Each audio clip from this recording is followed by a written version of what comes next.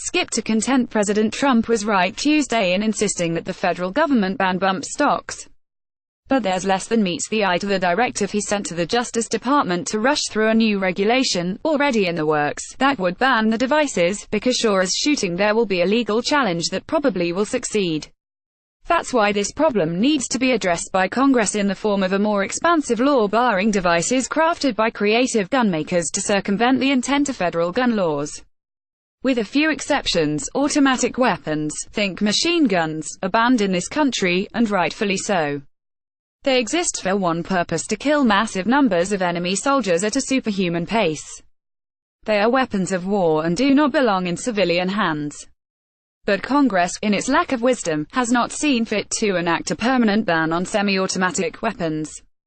These are guns that, with the pull of a trigger, eject the spent casing and load a fresh cartridge, which means that the gun can fire as quickly as the shooter can pull the trigger until the ammunition magazine is exhausted.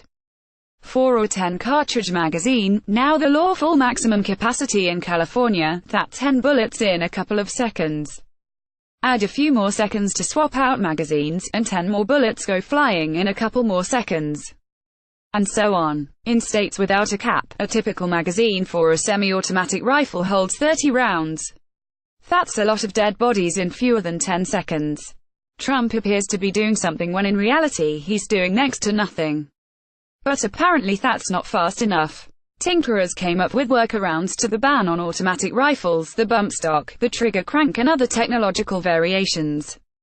The bump stock, for example, uses the recoil of the firing of a bullet to slide the trigger back and forth against the shooter's immobile finger, accelerating the pace of gunfire. The Las Vegas Massacre gunman used such devices to turn his semi-automatic rifles into guns that fired, by one count, 98 shots in 10 seconds. That's a machine gun in all but name. But because the bump stock has no automatically functioning mechanical parts and performs no automated mechanical functions when installed, the Bureau of Alcohol, Tobacco, Firearms and Explosives determined in 2010 and again in 2012 that, under the definitions included in federal law, it lacked the authority to regulate them. But Trump has ordered the same bureau to propose a rule outlawing all devices that turn legal weapons into machine guns. We have no quibble with the ATF banning the devices, but in typical fashion for this administration, Trump thinks he can make something happen by waving a pen. It's not so easy. As much as he loathes pretty much everything the Obama administration did, Trump is stuck with the legacy of the ATF's last review of this issue.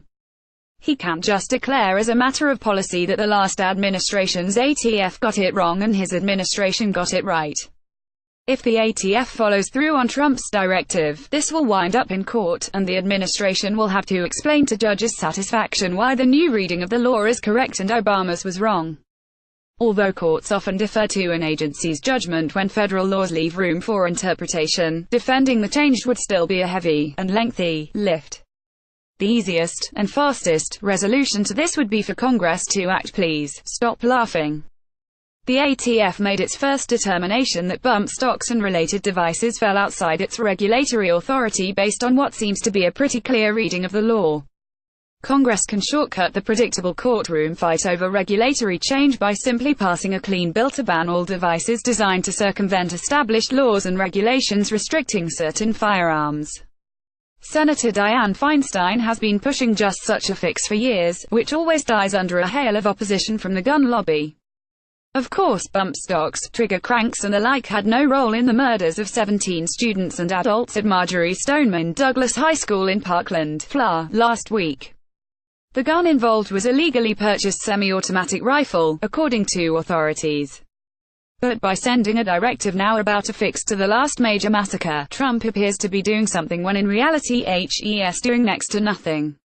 Issues such as these require bold leadership, and he's clearly not the person for the job. But is Congress? Never mind, that question has already been asked and answered.